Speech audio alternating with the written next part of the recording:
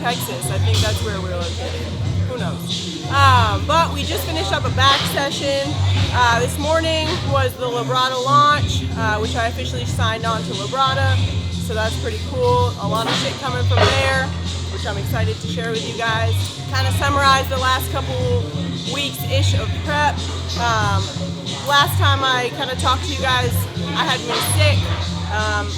My progress pretty much stalled as far as losing body fat, which sucked. Put us behind a couple of days. However, we've officially caught up.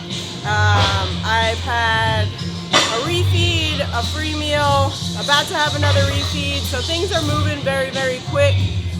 New changes every single day, which is ideal, stress-free.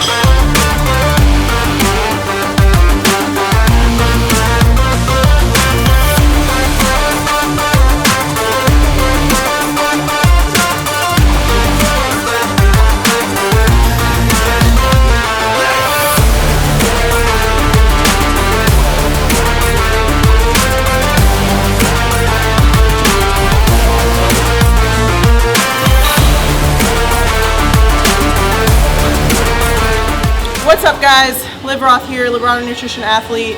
I'm here with my coach, Brian. What's up? What's up, guys? So this upcoming Saturday, we'll be sitting at 7 weeks out from the Orlando Europa Pro, July 2nd and 3rd. So we're just gonna kind of give you a rundown of where we're at, where we're going. For your pro debut, we're training push today. The last session that we filmed was 5 days ago, which is cool for your guys and your perspective, because the most amount of time that we'll go without making changes is every 5 days, because that's the way that our training cycle is. It's like a 5-day rotation. We make changes very daily, but the longest we would go with any kind of training would be the longest change, would be 5 days. So this is 5 days later. 7 weeks out. Liv's looking awesome. So just excited. Essentially what he said, we make changes kind of daily-ish.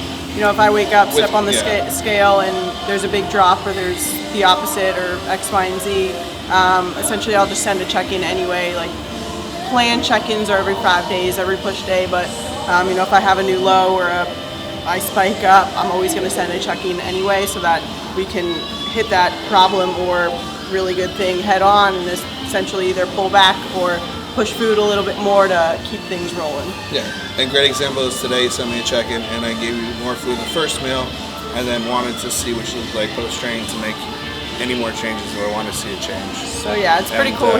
He sees me every day, so we're really able to make like hourly changes if need be. So we're training push today. Everything about push is really my strength, and in previous years I've been able to really push strength up, push wise pretty high, but through the past year, I've really kind of taken a toll on my tissue. So I'm not able to push numbers as far as free weights, dumbbell presses like I used to be. So the goal is really to come in here, create a new stimulus every single week without taking a hit to my actual connective tissue and anything regarding my shoulders. So, you know, go in, hit my top sets, really not do anything extra. With lateral movements, I'm really able to fatigue my muscles a little bit more, so you'll see that today, but everything else, we play pretty conservative.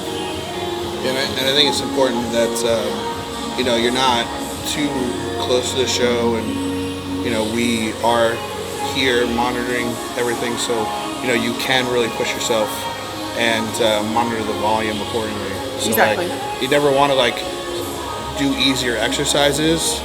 When you get close to the show, what you want to be doing is regulating your volume. So, you know, pulling back on the volume the closer you get to the show. And she's still got 7 weeks, so it's not crazy low, even though it's probably low for most people. But so really, that's what we're thinking about today is the volume of, you know, her back offsets and like the intensifiers in those back offsets. So that's really what we're paying attention to today.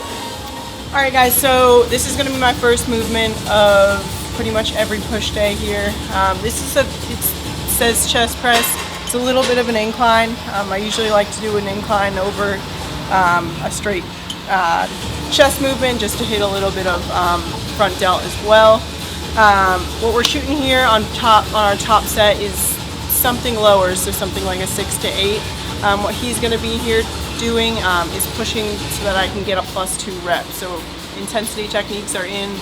We're still pushing that volume, so I'm going to try to get whatever I can get, then +2 with him.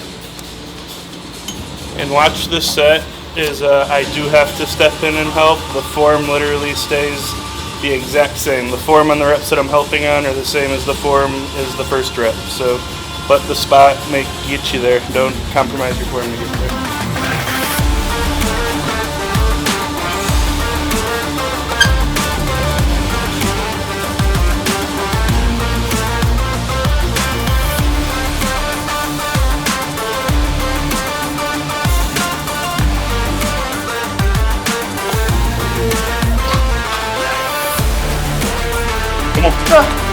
Another one. At least one more by yourself.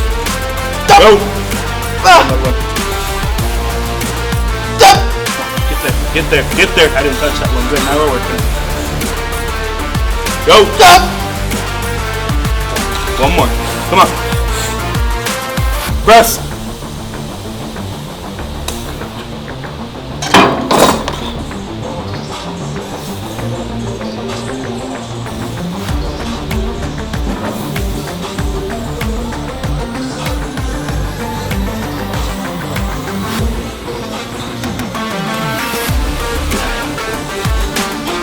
Come on. 2. Go.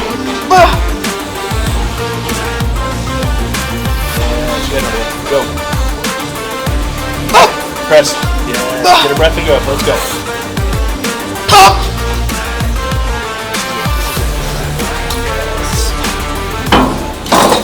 For my main shoulder press movement, we're going to work with this machine. Ideally, pressing up, working on the front delt. I personally have to modify it ever so slightly, and I modify it just so I can't go as deep to put pressure on my shoulders because they're a little messed up.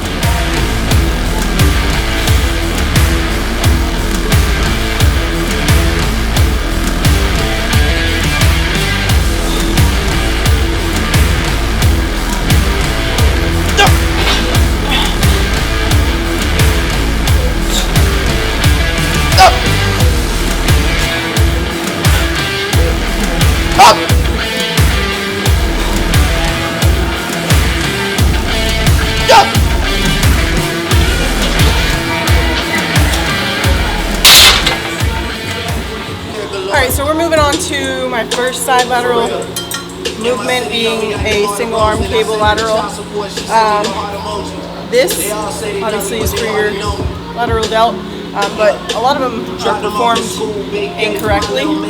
So you really want to think of the hand as really an extension to the elbow. So your hand's never coming above your elbow. The movement is really led from the elbow on. And by doing to do this, I really focus on making sure the movement is pressed down and then reaching for that opposite wall, rather than just kind of getting it up there. The movement is down, shoulder blade is down and back, and you're reaching out and trying to kind of pull towards that opposite wall the entire time. And you're really able to, see that side delt is working.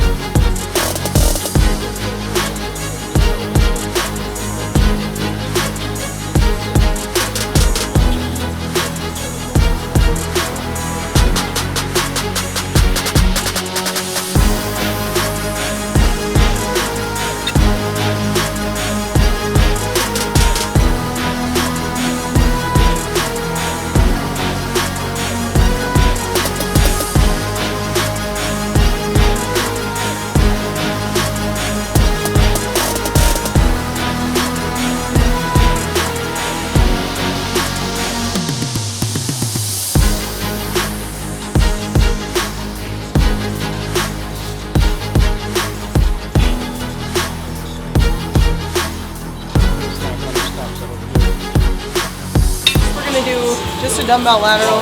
Like I said, I can handle the muscle damage that all these sets are doing, so we're going to keep it in as long as we possibly can. So same thing here as the other movements. We're pressing down or really just reaching up. It's the dumbbell's an extension to the elbow, and that's that.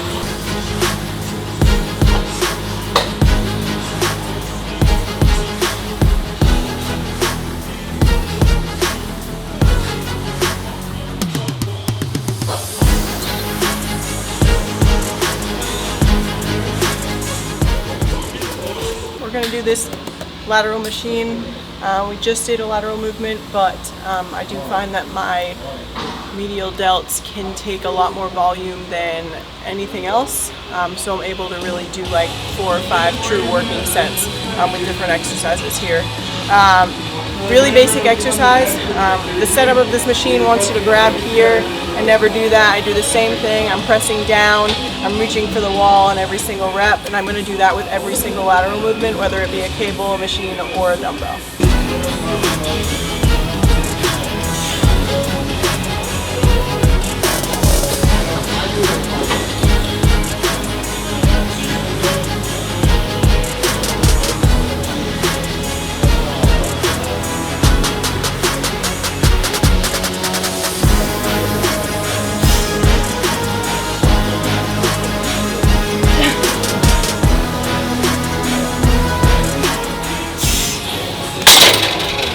Alright guys, so I just finished training push. Nothing crazy that you saw. I'm just working with the same movements every single week, progressing further and further, trying not to get hurt. After that workout, I did have to finish my cardio for the day, which is 15 minutes post-workout. Nothing too bad, nothing I can't get through. So, I'm feeling good. I'm very low energy, but, it's all part of the process, so it's one day at a time. Kind of transitioning, I did ask Instagram if they have any questions, so I'm going to bring some of those up and go from there. So the first question is whether or not I weigh myself every day. And the scale can really be a good tool and a mind-fucking tool, for the lack of better words. I personally weigh myself every 5 days for my check-ins. So check-ins, like I said earlier, are every push day. My coach sees me in the morning, and then he also sees me in a suit post-workout. However, I am currently, 7 weeks out, 7.5 weeks out, and my body decided it's gonna have a period right now. not something I expected to deal with, not something I expected my body to be capable of at this point. But here we are. So kind of off the whether or not I weigh myself every day question, right now, because it's something so fucking new, you know, we've never dealt with this close to a show. We are weighing every day really to see what is going on with the hormones in my body, seeing what the increase of each hormone is doing to my weight, to my look. So, you know, that first day that I thought I was going to get my period, I just kind of watered up a little bit. Nothing too bad. My weight popped up 0.8 that first day, and that wasn't bad at all. Nothing looked too off. It could have been, you know, I didn't get enough water the day before. That second day, that's when we kind of saw a big change. My weight spiked up to about 2.5 to 3 pounds up. You know, I still had lines, but I was definitely watery. And fast forward to this morning, I'm back down to where essentially my baseline was. And you know, I got more lines. I'm coming down, but you know, this is still a process. So we are working through it. We are looking at things. We are just making adjustments day to day. And so on a normal day-to-day basis, I am checking in. I am stepping on the scale every 5 days. However, because we're dealing with a lot of new things that are going on with my body, I am stepping on the scale every day and just kind of comparing pictures and shape and little details to see what this is actually doing to my body and how can we learn from it, how can we make moves better because of all of that information. Moving forward, I got another question that is, what do I do during cardio? And because I spent 2020 essentially in prep the entire time, I did hours and hours of fucking cardio. I cannot watch anything. I cannot listen to anything. It ultimately just like, I'm doing cardio, which pisses me off, and then everything that goes in my ears, any sense, just like pisses me off. So I actually read. You know, right now I'm reading about female hormones. It's a huge textbook.